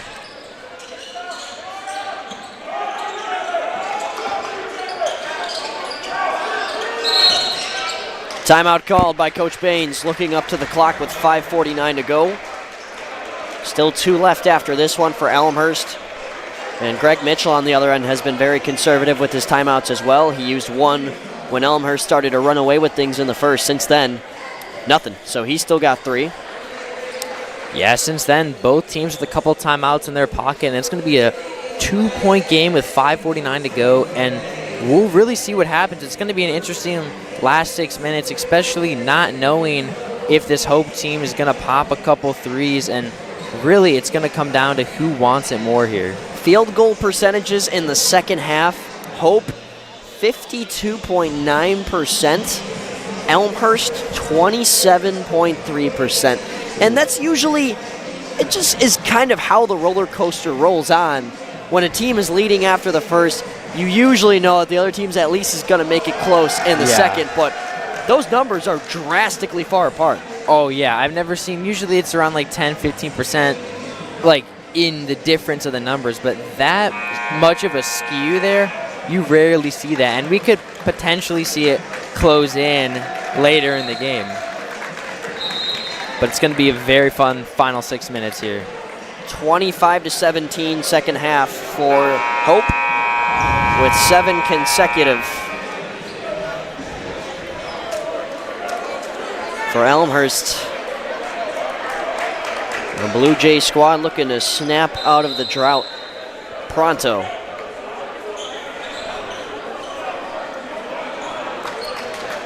Hope for their last 6, 1 for their last 10. A scoring drought elapsing 3 minutes and 38 seconds as we speak. And they have 9 fouls. They're 1 foul away from giving Hope the double bonus as well. And that's going to be very interesting. They could come back to bite them. Boone kicks it to the wing. Trellenberg for 3. No. Rebound by Hovey. Just able to grab it over Ajahong Beta. Another chance to take the lead.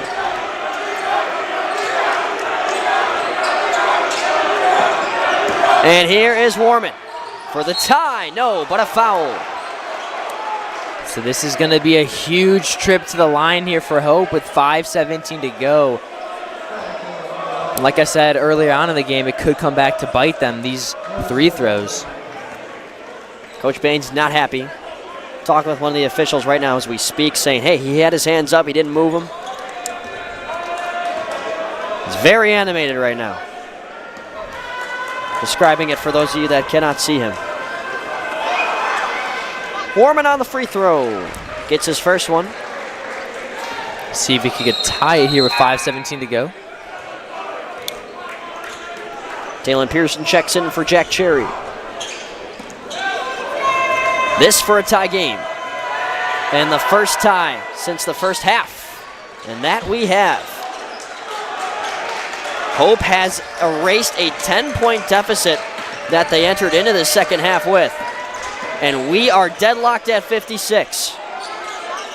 Pearson trying to change that. 3-pointer on the way. Kind of wedgies and comes out with an offensive board for Hope. Hope on an outstanding 9-0 run in the past 4 minutes and 15 seconds. Warman slips it for Newhouse. Now Mims backing up on Trellenberg. 10 to shoot. Hovey, separation. Grappling it inside, finds Mims. And there is the lead for Hope College. And Mims silences the crowd here, gets the first lead of this second half.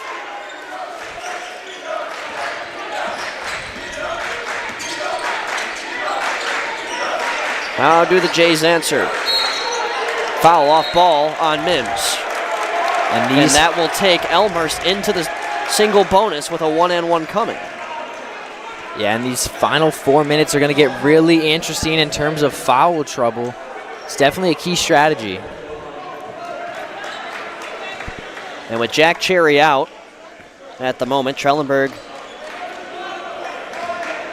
with the most free throw experience, at least to say. Shot 71% last year. Gets it to go. He'll get a second try. One way to tie it here. So now both teams in the bonus. Hope is already in the double.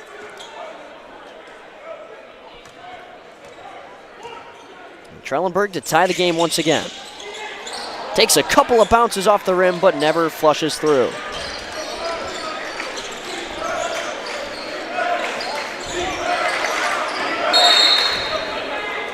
And a timeout call. So Greg Mitchell, who still had 3 timeouts to burn, will use one here. Seems to be a bit of confusion between the Hope coaching staff and the officials as they now motion over to the scores table that is a Hope timeout. So each side with 2 left, 58-57. Hope College, 4:10 to go. Fasten your seatbelts, John. Oh, yeah. It's going to be a great last 4:10. And when you have a timeout in your back pocket, you got to use it, especially in this stage of the game. I mean, really, we've seen everything tonight. And, of course, these final 4 minutes, probably going to be the best 4 minutes of the game. It's been outstanding all game long. It's been a close game, but it hasn't really been back and forth. It's been a lot of runs, a lot of like 8-0 runs, 7-0 runs. But either way, it's been entertaining, and it's going to come down to one shot. I have a feeling like it's going to be one big shot to blow it open. Oh, I love that take from you. Either side, that always leads for a good ending. So, oh, yeah. And, of course, they had a little bit of rust. It was their first game of the season. Meanwhile, Hope had 3 games, but getting a win, especially your first win of the season, in front of this home crowd could set the tone and get some momentum for the rest of the season. I think it definitely makes a statement to the rest of the CCIW. A Hope team that is projected 3rd in the MIAA poll after a good run last year, losing in the championship game to Calvin.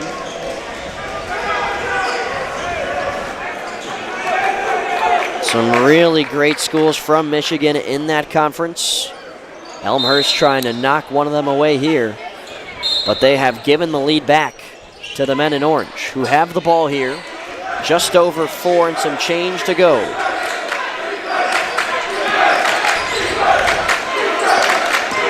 There goes Warman. Short. It got partially blocked, it seemed. Trellenberg snares down the loose ball. Trellenberg with another offensive rebound. Adjahung Betta driving, kicks it out for Smith.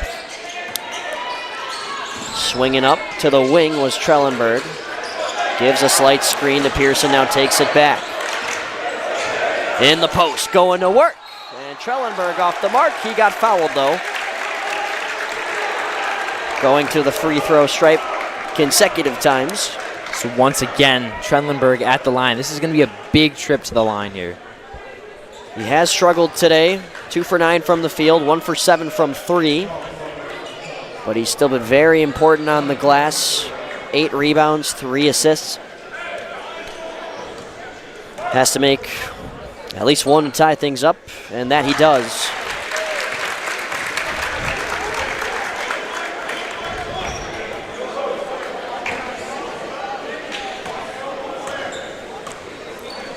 And this to break the tie. Yes. Elmhurst back in front, 59-58.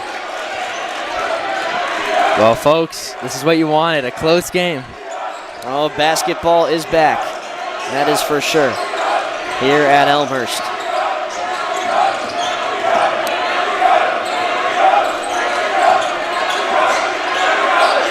Hovey.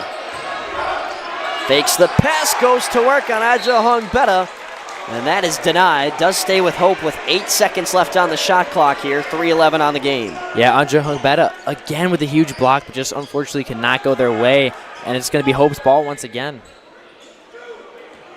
Some space here to Howell on the inbound. And he'll just throw it out for Hovey. That clock does not start until Hovey touches it. Now down to 5. Here goes Mims. Got to put it up, and he runs out of time.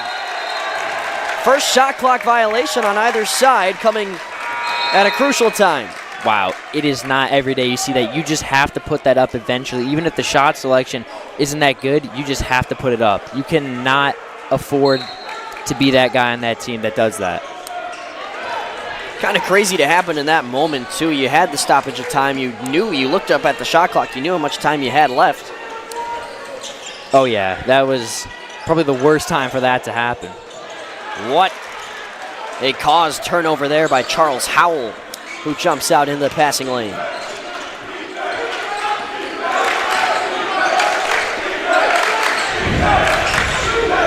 Marcus Warman. In for Howell. Back for Warman with space down the baseline. Double move. Can't get it to go. And it is Elmhurst's ball.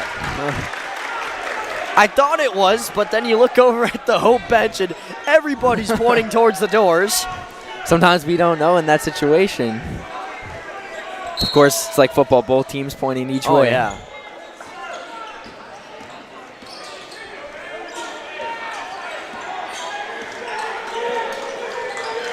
Boone's got it, 19 points for him, now for Cherry. Off-ball foul, and it is on Hope. Wow. Believe it's on Mims, and yes, it is. For Mims, that is his second. Both fouls have been off the ball here in the second half. Najahung Betta will go to shoot. One foul away from the double bonus, but for now it is still a 1-and-1. 6'5" sophomore fires away. Earns a second free throw. This is going to be a big one here. Came off the bench a lot his freshman year, has now earned a starting spot as a sophomore.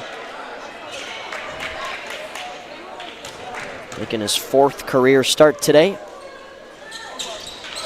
No good on the second free throw. And a foul on Boone.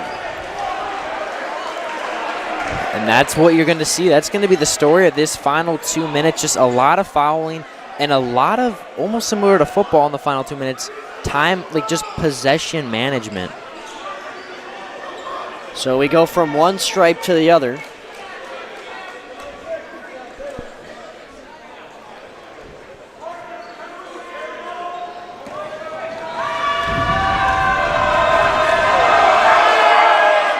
Hovey cannot get the first one, but double bonus, he'll shoot one more. That could come back to haunt them. That could be a costly one. It's kind of funny.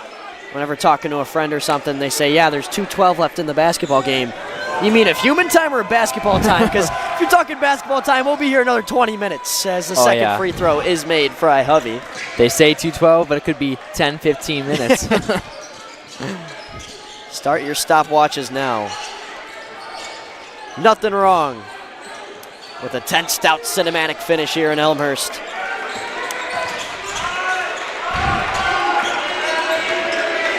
Ten on the shot clock. Smith taking his time up at the logo.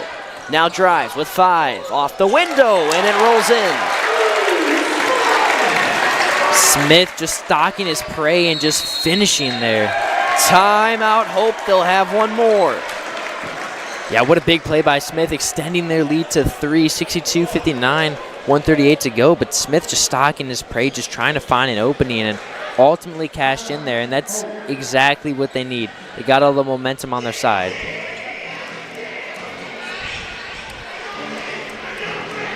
It's going to be a great finish here, and so far Hope 1 for 7 on their last field goals, and no field goals attempted in the past 3 minutes, so pretty costly here. You need to at least put up a couple points in these last couple minutes. 62-59, 138 to go. And it looks like Oliver Adams could potentially be coming in. He's a center freshman, 235, 6'8", and they might need his size in these last 2 minutes.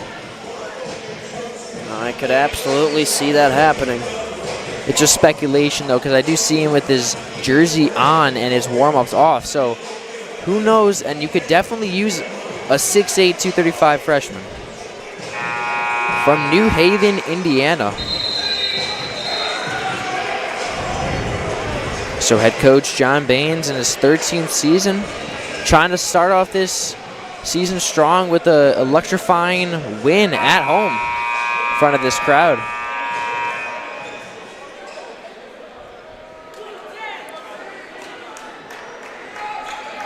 Something to note for Elmhurst, Jack Cherry, who's not on the floor and for good reason. He's played 17 minutes, but he's got 4 fouls, so we'll have to watch for that. Nobody else in serious trouble. Boone has 3. There goes Hovey. Nice spin move. Now just 62-61. Yeah, Hovey cuts the Elmhurst lead here to 1 in the final 1 minute and 20 seconds. Nobody on the floor for Hope with more than 2 fouls, so they can be aggressive. If the time permits, there's 1:05 to go in a 1-point game. Smith fires from way downtown! R.A. Faginal Hall explodes. It's a 4-point lead for the Jays. What a shot from Smith. And it's charge. Wow, what a span. In this span of 30 seconds, this place has gone electrifying. Smith puts them up 4 with 52 seconds to go. What a freshman debut here. Wow. Got students to the left of us nearly escaping out onto the floor. If not for some help from the staff, they might have been near midcourt by now. But still plenty of time to play, and Trellenberg doesn't like his options. Uses a timeout. Each side with now just one left. Elmhurst up by 4, and a game-changing three-pointer by Luke Smith with now 11 points in his freshman debut. Wow, what a 3, and it comes at a time that you need it. Getting this game into a 2-possession game, but of course that 3 was absolutely electric, but then a couple seconds later, the turnover, I mean, this whole team could have but cut the lead a little bit, but 2 insane plays in a span of 20 seconds. This crowd was rocking. So they'll get another chance to inbound, 52 on the game clock, a fresh 30. And it kind of becomes a guessing game for Greg Mitchell on when to foul here. And each second matters here. Like you said, it's really going to become a foul and possession game. But like I mentioned earlier on, I feel like one shot was going to blow it up. And Smith with that big 3. Coach Baines, while scouting him, described him as an offensive machine. Good description, Coach Baines. One of the best freshman debuts in a while. And Smith with the ball, draws the foul. He will be in charge of the free throws, but he has not taken one today or in his NCAA career for that. Yeah, so he's going to step up to the line the first time in his NCAA career here.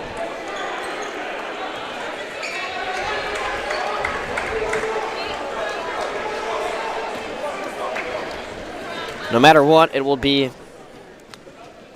a 2-score game, but the more the merrier. If you can drill this next one, if you're Luke Smith, you're talking 2 3-pointers apart on a team that has attempted 4 3-pointers the entire game and only made 1 of them. It's just 5. Still could use a 3 if you're Hope. We'll see if they pop one. Cargill, someone who they rely on for such, is frozen, finds Howell, driving, puts it off the window. Whistle blown before the follow-up was drained. So it will be 2 to the line for Howell, erasing the bucket. Man, the whistle could be the story of the game, of course, with a trip to the line, but not an and one. Just those matter of moments that could affect the game.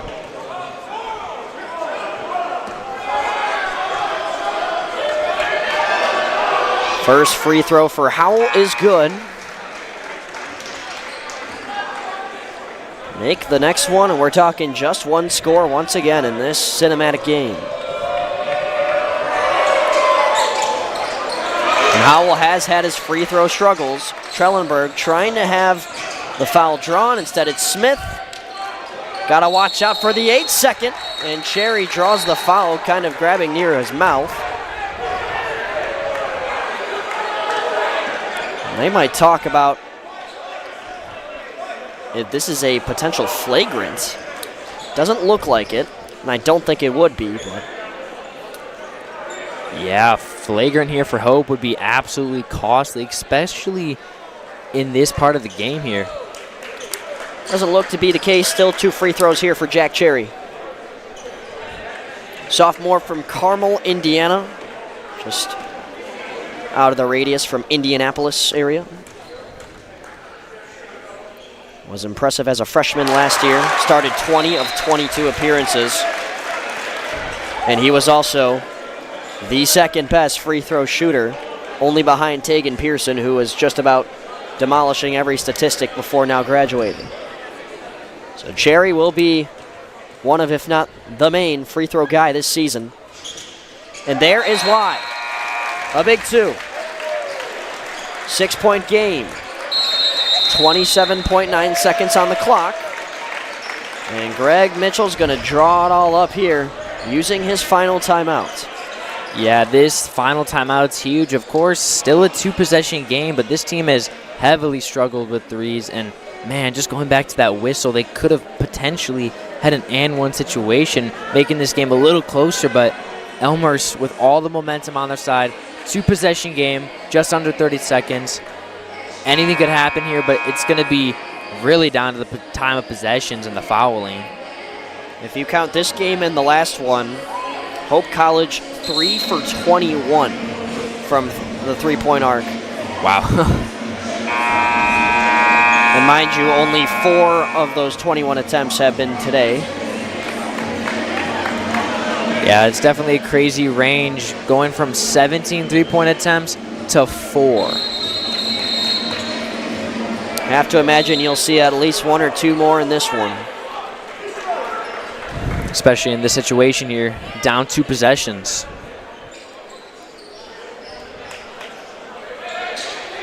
And they've got shooters out on the floor. Warman is up near the inbound. You've got Cargill in the near side corner, number 31. Watch out for him as he starts to do his cutting as Warman enters. There's Cargill, 4-3. And it's short. Rebound by Howell, a big one. Back out to Cargill, stuttering, firing, and it rims out. How about Hovey? He gets it to go. Wow. 11.1 to go. 2 back-to-back offensive rebounds, and things could get a little interesting here. But wow, if you're talking about clutchness, you have that moment, you have 2 opportunities, just going 0 for 2 at 3, not what you need, but Hope capitalize off of that. Dominic Trellenberg gives a pat to Luke Smith and tells him to go to the stripe. 68-64 with under a dozen to play, and it's now a 5-point game. Odds are becoming minuscule here for Hope to try to come back. We'll see how they work off this free throw. 70-64. One last prayer. Warman's got to put it up soon. Drives inside. Won't do too much. Stop clock of 4.4. Really did not know why they did not go for a 3 there. And the foul on Trellenberg. Hovey a little aggressive, but apologized. Just loving the game there. Yeah, I'm definitely interested by their decision of not going for a 3 because they're relying on him to go 0 for 2 here just to have a chance. So really, really interesting decision there.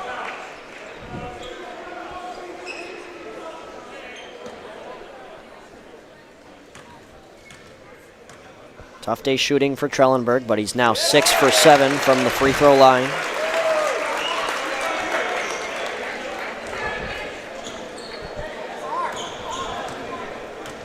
This for a cherry on top. 5-point game, they got to shoot anyway. And Elmhurst will win the home opener.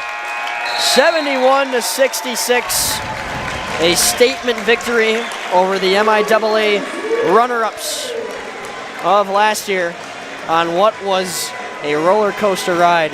Definitely one of the top roller coasters at Six Flags. Oh yeah, what a cinematic game. And I mean, it's definitely the game of the year at this point. Of course, only one game, but it's going to be hard to top this early on in the year. And overall, it's just an outstanding game. Luckily, Elmhurst got the win, starting off the season strong at home in front of these fans.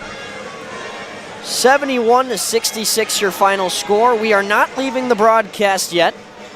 We will have John Baines come up for his first interview of the season in just a moment. But for now, John, as people start to pour out of here, you really start to see the great attendance we had in Elmhurst tonight. And as we mentioned, 6th man at many times of the game. You'd have to imagine they were a key factor in this victory. Oh, yeah, for sure. I was expecting a couple people to be here. I mean, Wednesday night, you know, but it was really packed, of course, with the camera. You can't, that side didn't have many, but on this side, especially on the left side, it was absolutely packed today. I mean, you couldn't really see it on the broadcast, but you could definitely hear it for sure. Top scores for Elmhurst, Aiden Boone with 19. Plenty of guys. All the players left on the floor at the end of this game were in double figures. You had Adjahong Betta with 10, Smith with 14, Trellenberg with 11, Blahout for 10. Just goes to show you how deep of a program this is. Oh, yeah, usually a couple teams of 2 to 3 main guys, but this team really spreads the ball around, and that's what makes them so great. And they've been consistently a solid team year in and year out. And with this first win, let's see if they can carry that over, and who knows, the crowd might be like this all year. We're going to step away for just 1 second here on the headsets before John Bain comes up for an interview.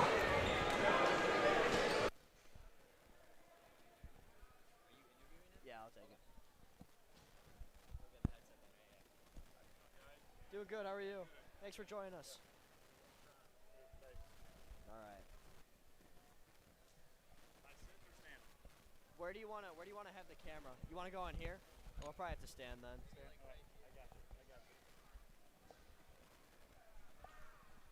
Oh, geez, I'm going to look short. Thank you. Up against the wall.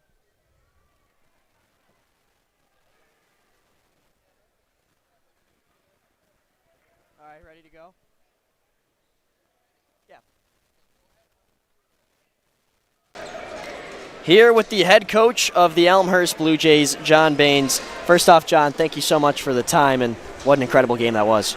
That's a heck of a first game of the year, isn't right? It was a good crowd, and I think those are two really good teams. I think it's early in the season, so you never know with stuff, but Hope's got some really good players, and I thought our guys really battled.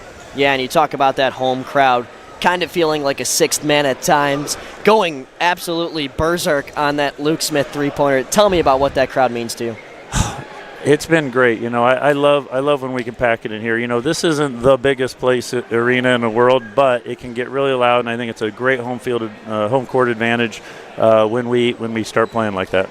Well, your team as a whole from three-point shot incredible, 41.7 on the day. Luke Smith was a key piece to that, and you described him as an offensive machine when you were scouting him. What about his offensive ability makes him so special and already so impactful as just a freshman on this team? I think anybody that watched him in high school knew he was going to be an impact player. The thing about him, he is unbelievably humble. He's a really soft-spoken guy. He's got a little bit of that deep down inside grit in him. I knew we were going to love coaching him, and he's been a great teammate. I think that's the best thing. I actually had to talk to him early in the year about being more aggressive with his game because he was trying to fit in with everybody and be a good teammate, and that's just the type of kid he is. Well, you guys came into this one, obviously your first game. Hope had already played 2 games prior. It kind of almost felt like an advantage for the Flying Dutchman. But how did you game plan, and how are you able to figure out a successful recipe for this one? Yeah, we anticipated that. It's our own home opener. We haven't played yet. They've got their feet wet. You saw in the first 8 minutes that we did a lot of substitutions. We had a lot of guys play early, and I had kind of talked to our coaches and said, we have to get guys on the floor and get all those jitters out from everybody early so that we could actually settle in and start playing. But I thought in the first half we shot the ball well, but defensively I thought we were exceptional. Well, lastly, any final words for this viewing Elmhurst audience as you guys prep up for 2 more games at home? This is a really hard-working group, and they're really starting to find some identity and with some of their toughness, and I thought tonight was a big one for us, not just because we won. This could have gone either way. I just feel like I'm really happy with where we're at as a team and the players that are bought into what we're doing, and they're playing their butts off. Well, thank you so much to everybody who tuned in for this broadcast alongside John Lissy and the rest of our great crew. My name is Luke Jordan, closing it out with John Baines here. On a final score, Elmhurst wins their first one, 71-66. We thank you all so much for tuning into this broadcast, and we will see you Saturday against Wisconsin Lutheran. Take care.